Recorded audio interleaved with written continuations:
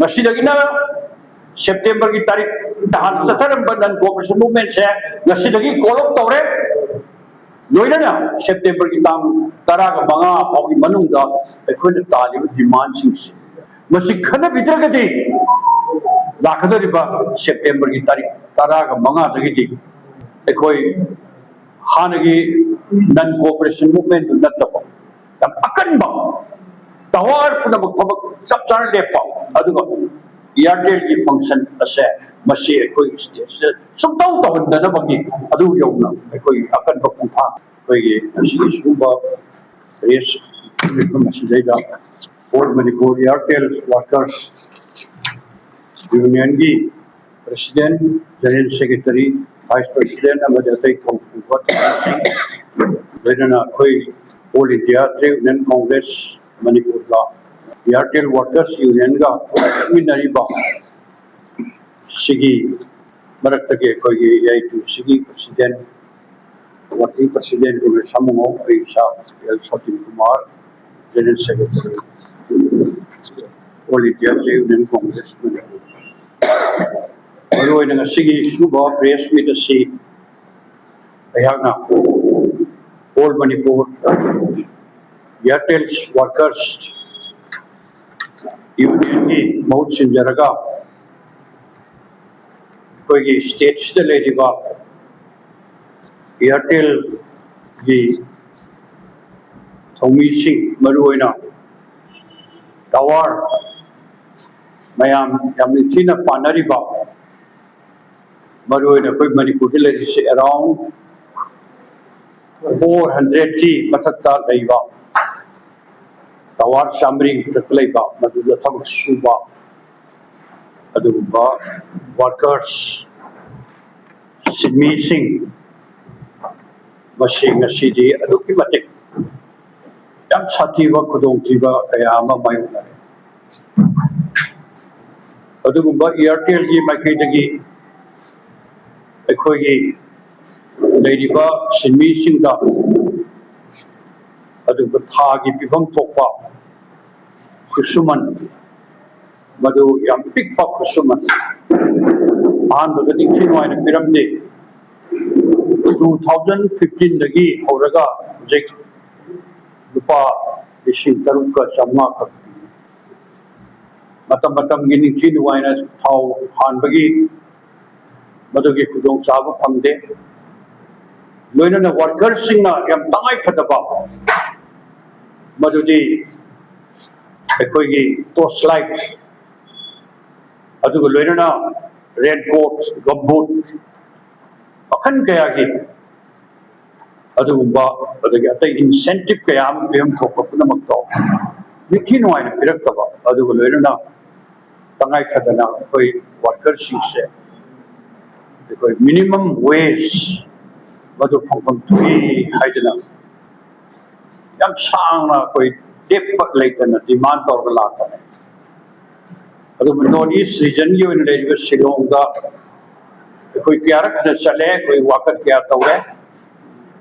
अदु निखी नुवाइना तापीदे अदु जनतना कोई दिल्ली दलेगा एयरटेल की हेड ऑफिस चले अदु वक्त क्या तौरे अदु लोइना गुरगांव दा लेबा एयरटेल की अदु चौबो ऑफिस मदुदा कोई लीगल सेक्शन सिम मया फमी तक्सले सिना सिब क्या सिंसी नसी फावदा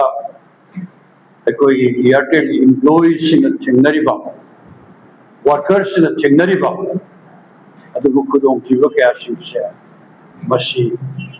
अखोइना हन्ना यामद्रबदा फंगफम थोपा मदुगी मिनिमम वेज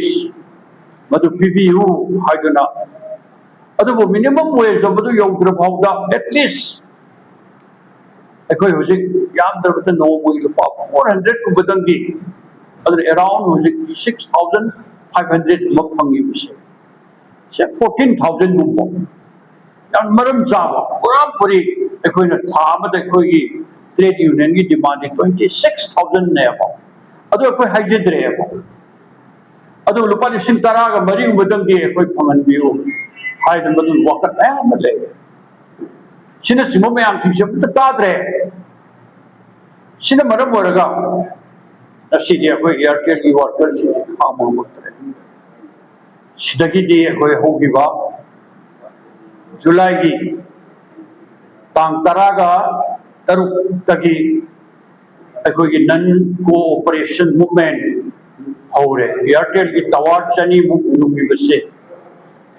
मसिदा ऑफिशियल कामुसिंगा लाकमतंदा मोय संगंद्रे हाउ हांगे लाकम संगंद्रे अम तौद्रे मोय वांगंद्रे अम तौद्रे कोऑपरेशन पीद्रे सुमाने सथर खुशिना होगी जुलाई की लास्ट वीक स्वाइदा अखोई की शिलोंग की ऑफिस ना सुगुम्बा सथरिबा अखोइना तौरिबा मूवमेंट असे मसी बतांगा रिप्लाई अमा पिरकपग लोइनना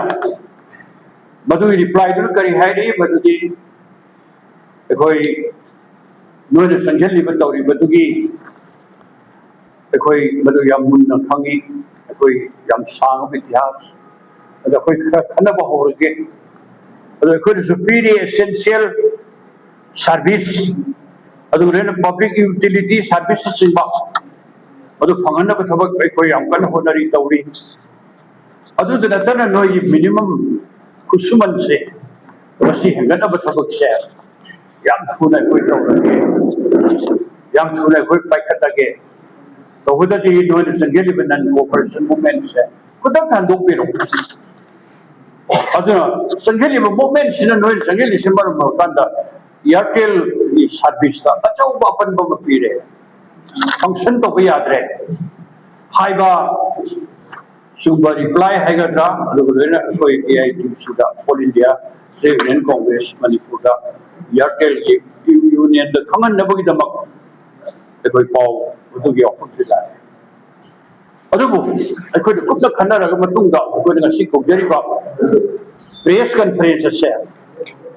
मसी नसीदी सुमाइना तोइना रिप्लाई नोई की दो अखोई तौरनी खनरनी मूवमेंट हंदो लेपखो अदु तौखो आइना पूरा पूरी कोई द पवादा वहन बा टिकी पिजबगी मोंदा चथरक पक्या सिंचा कोई काम मत अदुना अखोई न लेपे मदुदी हौजिक चथरिबा नन कोऑपरेशन मूवमेंट जुलाई की तांग तरागा मंगा दगी सिंग चथरकपा अदुगा अखोई की चथरिबा नन कोऑपरेशन मूवमेंट से मसिना एयरटेल की टावर सिंग निंथीना फंक्शन तौंगमद्रब कांदा थोइबा खुदोंथिबा कयासे चिपुना मखंगना खंगना मियामगी अवाबदा अखोइसु सरुक याबगा लोइना अखोई यामद्रबदा नसीदगिना हदक लाखदोरिबा सेप्टेम्बर की तांग तरागा मंगा फाउदी अखोई नन कोऑपरेशन मूवमेंट से को अखोई की कॉल तौरगे नसीदगिना सेप्टेम्बर की तारीख दहान सथरंबा नन कोऑपरेशन मूवमेंट से नसीदगी कॉल तौरे लोइना सेप्टेम्बर की तांग तरागा मंगा फाउगी मनुंगा अखोई तालिब डिमांड सिंगसे मसी खन बिद्रगदी लाखदोरिबा सेप्टेम्बर की तारीख तरागा मंगा दगी अखोई हानगी नन कोऑपरेशन मूवमेंट नत्तबा तम अकनबा टावर पुनबक थबक सब चार लेपा अदुगा एयरटेल की फंक्शन असे मसी अखोई स्टेट से सुबतौ तहनदनबगी अदु यौना अखोई अकनबा पुंथा सिलकलगनी